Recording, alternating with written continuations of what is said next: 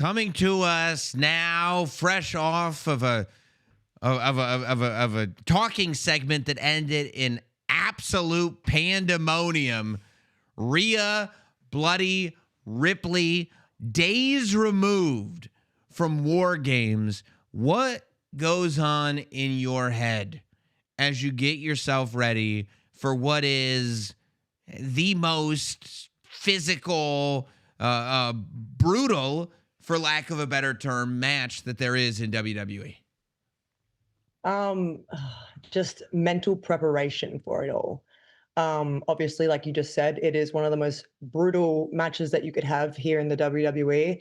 So I just need to mentally prepare and mentally get my team prepared as well. Because look, we have myself, we have Io, we have Alexa, we have Charlotte, and we've all been inside of a War Games before.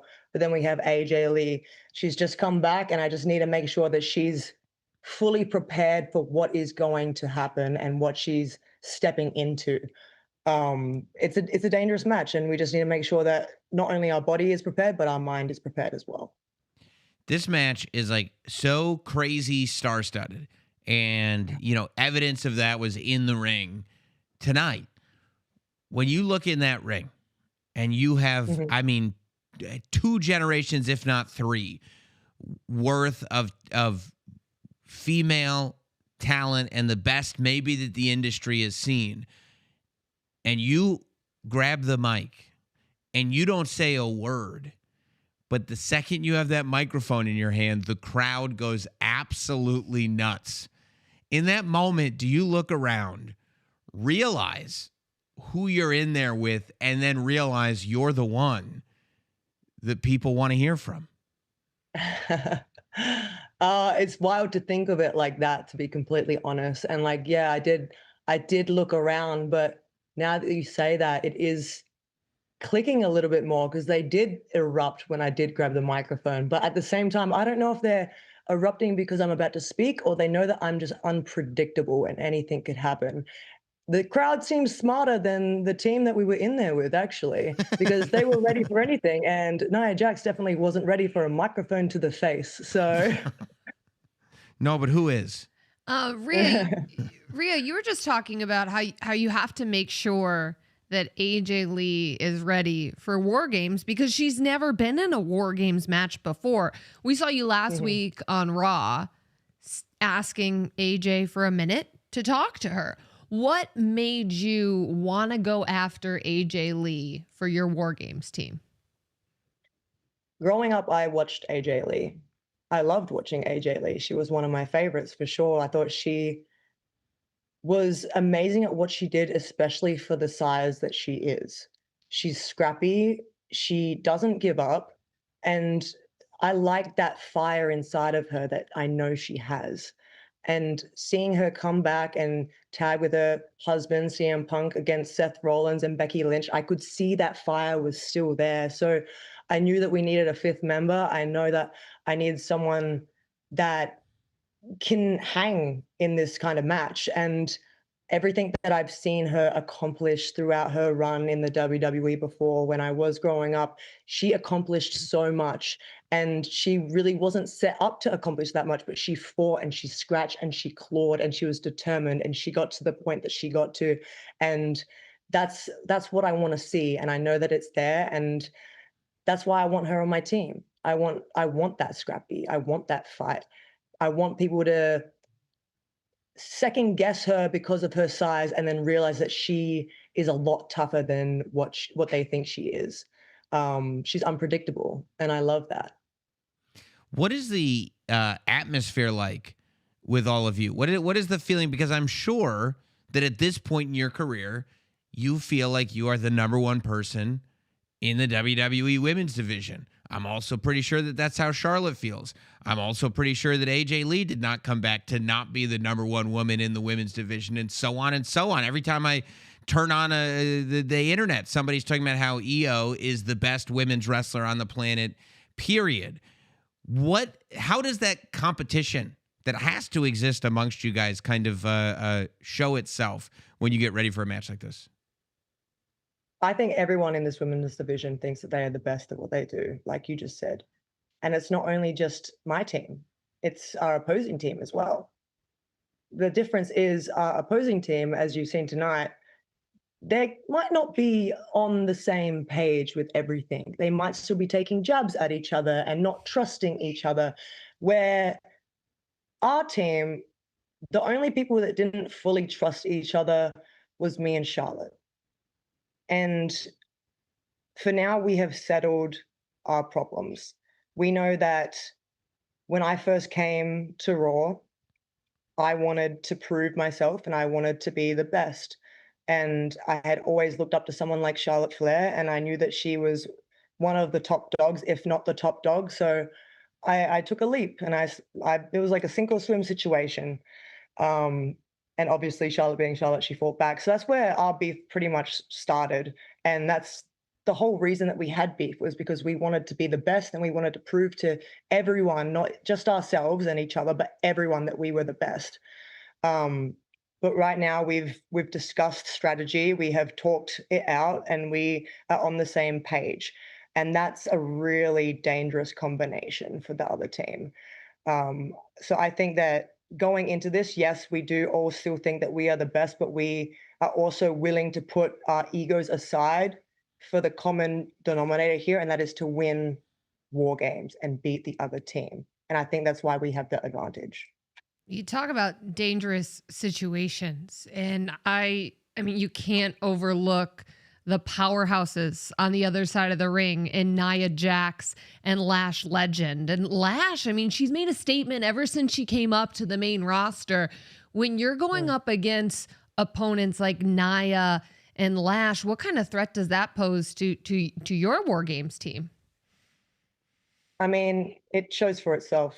They're forces to be reckoned with. And we're going to have to be careful with what we do with them and be very strategic with what we do and how we think. I've had many run-ins with Nia Jax in the past, and I feel like I know her pretty well these days. So we're all going to have to come together and just strategize.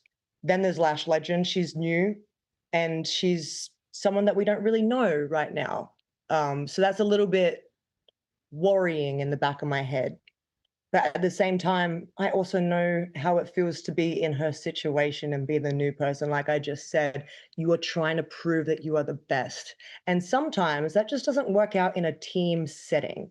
So she can be all buddy-buddy with Nia Jax right now, but I don't know where their alliance lies, since it is built on them hating each other, which could be an advantage for us. What do you think it is about Charlotte Flair that you are kind of cosmically connected to in terms of career? Because you're right. I mean, when you think about this rivalry that you guys have had and the story that you guys have had, it's really the story of your entire main roster career. I mean, coming up and thinking that this is now my time. I've done what I'm going to do in NXT. Now it's time to just dominate on the main roster. And maybe it wasn't quite time for that yet. Maybe Charlotte was the one to remind you of that. Then when it is time, Charlotte is still the one a couple of years later that you have to get through. And now that you're both at this place where you are two of the top stars in WWE, regardless of gender or any other qualification, you still end up in the same match together on the same show. What is that link? You know, I've been asking myself that question as well, and it's hard to pinpoint exactly what that link is, because I was just an upbeat upstart, just wanting to make a name for herself and take down the best, but I was obviously, it just wasn't my time. And Charlotte reminded me that it wasn't my time. And then I tried again, and she put me back in my place. But each time that she put me back in my place, I kind of learnt, well, I didn't learn a little bit, I learned a lot from her, actually. And that got me to the point when we met again at WrestleMania 39. And then I finally proved to her that I had been learning throughout those years, and I had been putting that into play. So I feel like for us, the strive to be the best and want to prove ourselves, and not just make a little bit of history, but make all the history and make a full name for yourself where your legacy is set in the lights here in the WWE. I feel like that's what makes us so similar. She wanted to achieve so much greatness and kind of make a name for herself away from the Flair name, away from her father, where me, I didn't have a family member here, but I was striving, a little girl from Adelaide, South Australia. I wanted to make it here. I wanted to make a name for myself. I wanted the name Rhea Ripley to live on within the WWE forever. I think just that drive and that passion and that determination to make a name for yourself is what makes Charlotte and I so similar in a way.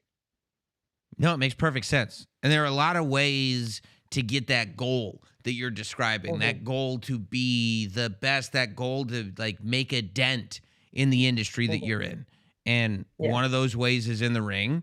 And another way is by monopolizing and dominating the conversation. And I think that Becky Lynch has figured out a way that no matter what is going on, that the world is going to talk about what she's doing. She's been doing it all over social media. I mean, you said it yourself, but the whole promo building up the WarGames team that's opposing you was just Becky Lynch talking and then Becky Lynch talking about everybody else on the team. And it works. I mean, when you're not talking about what Becky Lynch is doing on the show, you're talking about what Becky Lynch is doing on Twitter and Instagram. Is there a part of you that when you see that part of it, because that's a part of the business as well, that you go, oh no, I need to get louder on social media because Becky Lynch is sucking up all the attention in the room? Look, Becky's a talker. She is a yapper. She's a barker. Right. Where I'm a fighter. Oh. That's what I do. Social media is social media, but at the end of the day, it is such a small group of individuals that believe in that hype. And at the end of the day, they can fight back on Twitter and they can fight back on Instagram and they can make videos and they can do all this social media bullcrap. But at the end of the day, when you step in the ring, what are they going to do? They're going to talk or they're going to fight? I'm here to fight. We're stepping into WarGames. You can't talk your way out of this. You can't yap your way out of this. AJ said it best. She's a little chihuahua. She's a small dog that has a loud bark. And yes, she can get scrappy sometimes and she's strategic and she can definitely work her way out of situations, but she's not working her way out of WarGames, because if you work your way out of WarGames, you're disqualified. You lose. Your team loses. So you can run if you want and continue yapping, but at the end of the day, my team, we're all fighters. So we're here to fight. Like Billy Kidman's music said in the Ruthless Aggression era, you can run if you want to, but you can't hide. Now, I'm assuming that means that you're not coming up with nicknames. You're more concentrating on the fighting aspect of WarGames. The cute nicknames is not your priority. Yeah, I mean, we've already got our cute nicknames sorted, so we don't need to worry about that anymore. No, I guess not. By the way, I do want to also say congratulations, because speaking of social media, I was looking and I saw that there is they are furthering the merchandise collaboration line between you and Art the Clown and Terrifier. And as a very public fan of Rhea Ripley and a very public fan of the Terrifier franchise, to see these two worlds come together, it warms my heart.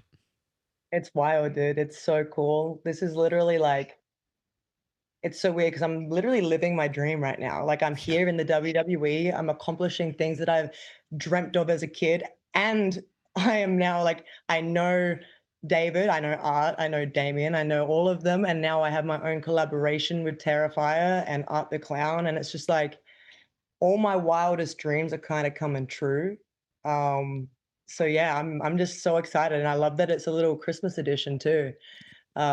Especially because like I had the idea of making Christmas shirts for the Judgment Day back in the day, and I thought that was awesome. And we put little hats on the photo, and it sold really well. And then this year, I didn't even have to ask; they just made Rhea Ripley Terrifier Christmas shirts, and it was just it was just a dream come true.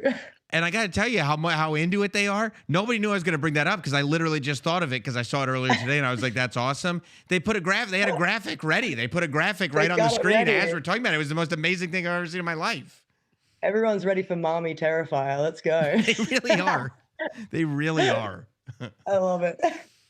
Well, Rhea, I can't wait. I can't wait to see it all go down. I can't wait for WarGames. Do you feel, are you going to have to use the face mask to compete in WarGames, or will it be off by the time you get to WarGames? I will have to wear it during this WarGames match, and I will probably have it on the entire time unless someone takes it off forcefully.